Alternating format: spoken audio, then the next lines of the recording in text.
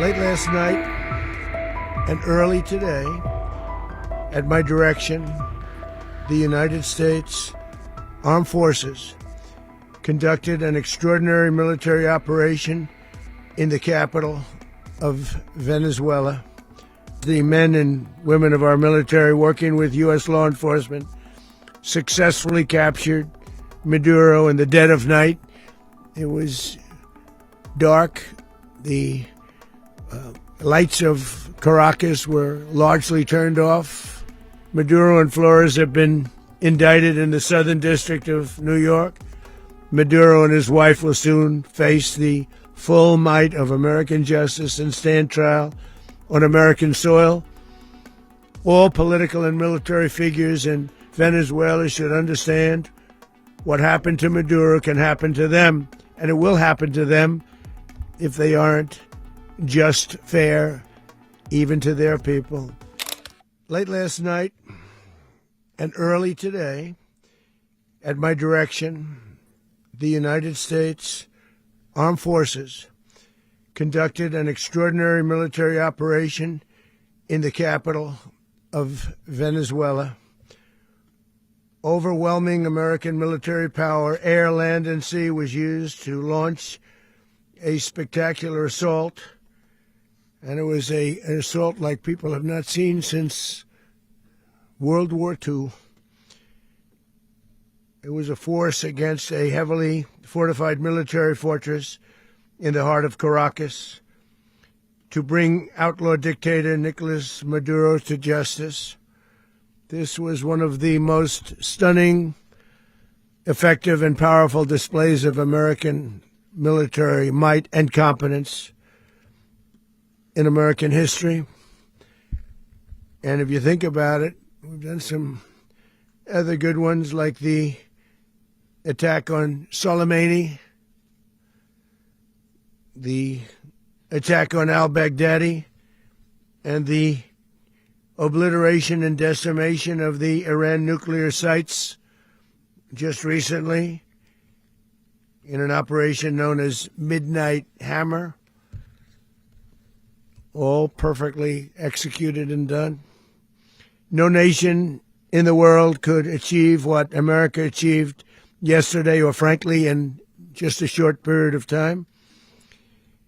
All Venezuelan military capacities were rendered powerless as the men and women of our military, working with U.S. law enforcement, successfully captured Maduro in the dead of night. It was dark.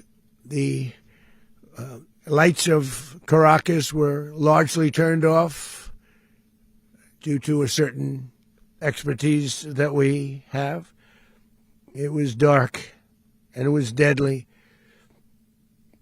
But captured along with his wife, Celia Flores, both of whom now face American justice. Maduro and Flores have been indicted in the Southern District of New York, it's Jay Clayton, for their campaign of deadly narco-terrorism against the United States and its citizens. I want to thank the men and women of our military who achieved such an extraordinary success overnight with breathtaking speed, power, precision, and competence. You rarely see anything like it. You've seen some raids in this country that didn't go so well. They were an embarrassment. If you look back to Afghanistan, or if you look back to the Jimmy Carter days, they were different days. We're a respected country again, like never before.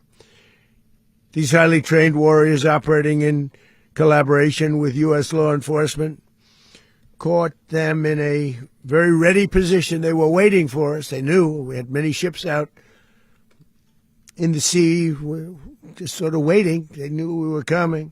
So they were in a ready, what's called a ready position. But they were completely overwhelmed and very quickly incapacitated.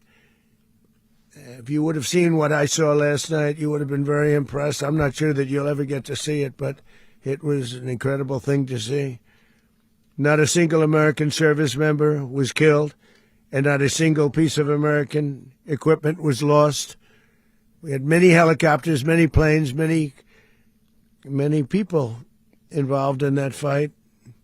But think of that, not one piece of military equipment was lost, not one service member was, more importantly, killed. The United States military is the strongest and most fearsome military on the planet by far, with capabilities and skills our enemies can scarcely begin to imagine. We have the best equipment anywhere in the world.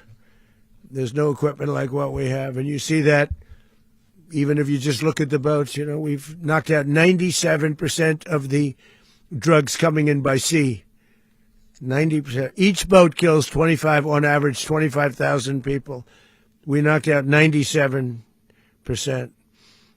And those drugs mostly come from a place called Venezuela. We're going to run the country until such time as we can do a safe, proper, and judicious transition. So we don't want to be involved with having somebody else get in, and we have the same situation that we had for the last long period of years. So we are going to run the country until such time as we can do a safe, proper, and judicious transition. And it has to be judicious because that's what we're all about.